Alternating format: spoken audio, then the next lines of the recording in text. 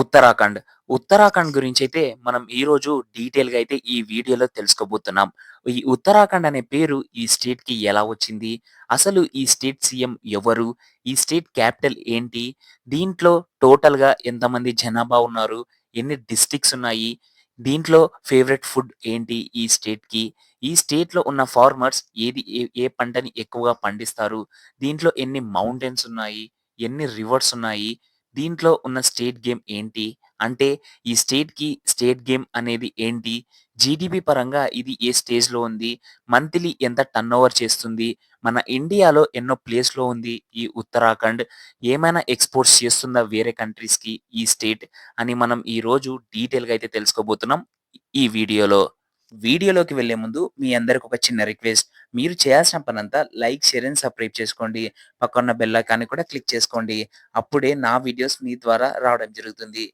మీరు చేయాల్సిన పనంతా దీంట్లో ఏదైనా మిస్టేక్ ఉంటే తప్పకుండా చెప్పండి. మనం టాపిక్‌లోకైతే ఇప్పుడు వెళ్ళిపోదాము. మొదటిగా ఉత్తరాఖండ్ అనే పేరు ఎలా వచ్చిందో మీకు క్లారిటీ చేస్తాను. అది ఏంటంటే మన ఇండియా నార్త్ సైడ్‌లో ఉంటుంది కాబట్టి దీనికి ఉత్తరాఖండ్ అనే పేరు పెట్టడం జరిగింది. నేను మీకు క్లారిటీగా కొంచెం ఎక్స్‌ప్లెయిన్ చేస్తాను. అది ఏంటంటే సాంస్క్రిట్ వర్డ్స్‌లో నార్త్ సైడ్ ఉన్నదాన్ని ఉత్తరం అని అంటారు. ఆ విధంగా ఉత్తరాఖండ్ అనైతే ఈ స్టేట్‌కి అయితే పేరు రావడం జరిగింది. ఈ స్టేట్‌కి ఈ పేరు 1980లోనే పెట్టడం జరిగింది. ఇప్పుడు ఈ రాష్ట్ర సీఎం ఎవరో మనం తెలుసుకుందాం. రాష్ట్ర సీఎం పేరు వచ్చేసి 'పుష్కర్ సింగ్ ధామి'. ఇతను ఎప్పుడు పుట్టడం జరిగింది? 1975 సెప్టెంబర్ 16వ తారీఖైతే ఇతను పుట్టడం జరిగింది. అసలు ఇతను ఏ పార్టీ అయితే మనం తెలుసుకుందాం. ఇతను బీజేపీ పార్టీ నుంచి అయితే పార్టిసిపేట్ చేసి ఉత్తరాఖండ్‌లో అయితే గెలవడం జరిగింది. ఇప్పుడు బీజేపీకి కాంగ్రెస్ కూడా చానా గట్టి పోటీనైతే ఇచ్చింది. కానీ ఇతను బీజేపీని ముందు ఉండి నడిపించి గెలిపియడం జరిగింది. ఉత్తరాఖండ్ ఇప్పుడు ఎంత బోర్డర్ షేర్ చేసుకుంటుంది? ఈ బోర్డర్ మొత్తం ఎన్ని కిలోమీటర్స్ ఉంది అని మనం తెలుసుకుందాం.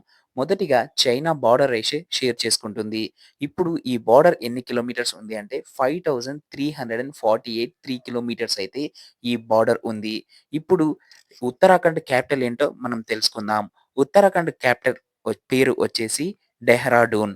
ఈ క్యాపిటల్‌ని ఎప్పుడో పెట్టడం జరిగింది. ఇది ఎంతో అభివృద్ధి చెందిన స్టేట్ కాబట్టి.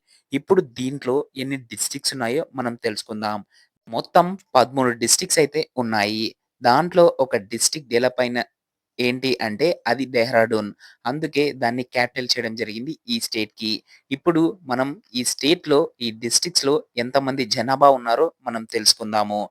అంటే బాయ్స్ అండ్ గర్ల్స్ ఎంతమంది ఉన్నారో మనం తెలుసుకుందాం. మొదటిగా మగవాళ్ళ సంఖ్య ఎంత ఉందో ఈ రాష్ట్రంలో అది తెలుసుకుందాము.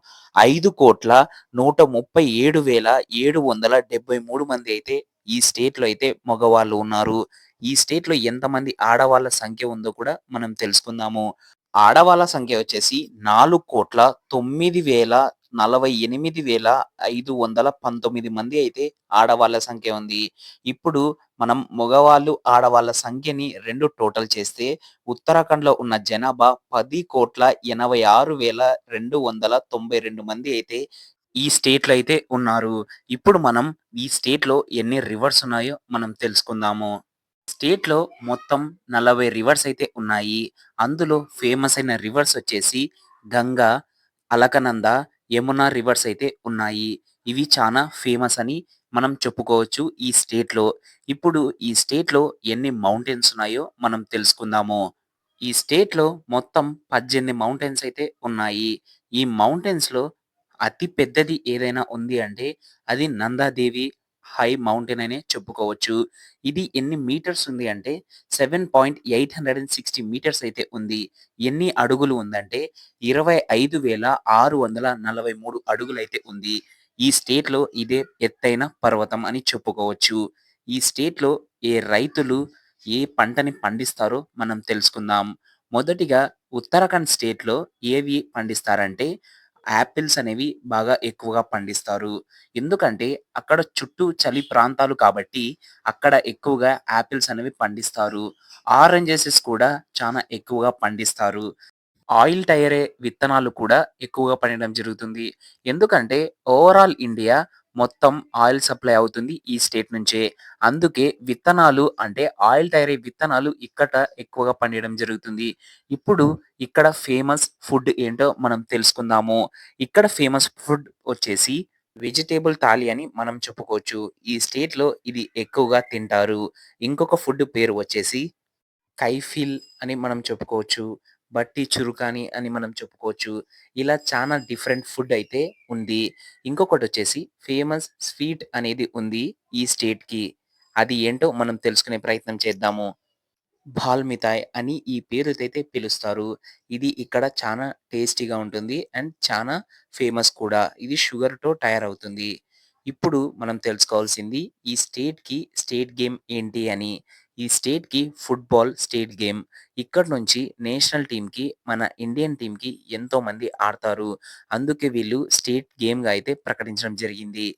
ఇప్పుడు మనం తెలుసుకోవాల్సింది ఇంకా వేరే గేమ్స్ ఏవి ఆడతారని. అథ్లెటిక్స్ కూడా చానా మంది ఎక్కువగా ఆడతారు. ఈమె ఎన్నో రికార్డ్స్‌ని అయితే నెలకొల్పింది. ఆర్చరింగ్ కూడా ఎక్కువగా ఉంటుంది. అంటే షూటింగ్ టైప్ అని మనం చెప్పుకోవచ్చు. అదే విధంగా బ్యాడ్మింటన్ వైస్ మనం చూసుకుంటే లక్ష్య సేన్ అక్కడి నుంచే రావడం జరిగింది. లక్ష్య సేన్ ఎంతో చిన్న ఏజ్‌లో ఒలింపిక్స్‌లో సెమీ ఫైనల్స్‌కి రీచ్ కావడం జరిగింది. ఇతని గురించి మనం వినే ఉంటాము. ఈ విధంగా పాపులర్ స్పోర్ట్స్‌లో బ్యాడ్మింటన్ కూడా ఒకటి అక్కడ. ఈ విధంగా ఇన్ని గేమ్స్ అయితే అక్కడ ఆడతారు. ఇప్పుడు మనం ఏవైనా ఈ స్టేట్ నుంచి ఎక్స్‌పోర్ట్ అవుతుందా వేరే కంట్రీస్‌కి. అవి ఏ కంట్రీస్ కంటే యునైటెడ్ అరబ్, యునైటెడ్ స్టేట్స్‌కి అయితే కొన్ని ఎక్స్‌పోర్ట్ అవుతాయి.